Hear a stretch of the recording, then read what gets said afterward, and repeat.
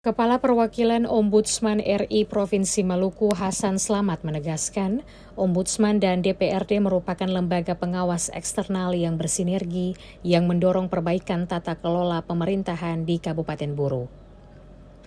Dari hasil penilaian, Ombudsman menempatkan Pemkab Buru pada angka 57,3 atau kategori kuning, sehingga dinilai masih membutuhkan perbaikan serius sebab belum menunjukkan perubahan signifikan dari tahun ke tahun. Menurutnya kategori ini tergolong zona kritis. Jika kondisi ini dipertahankan, maka Kabupaten Buru berpeluang masuk pada kategori zona merah.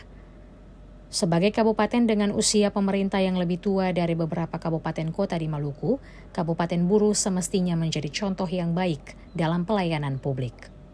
Dalam rapat bersama DPRD Buru, Ombudsman meminta pemerintah daerah terbuka terhadap penilaian dari kementerian dan lembaga sebagai dasar evaluasi dan perbaikan bersama DPRD demi meningkatkan kualitas layanan kepada masyarakat.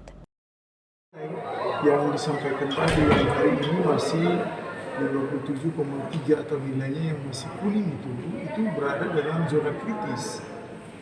Dan karena apa? Buru ini termasuk kabupaten yang sudah tua.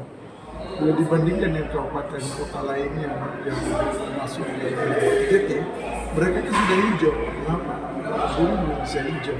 Ini menjadi tantangan bagi pemerintah daerah dan DPRD sini untuk bisa memperbaiki ke depan. Dan kita bisa mengharapkan sekali supaya pertemuan ini bisa menghasilkan sinergitas antara Ombudsman dan DPRD.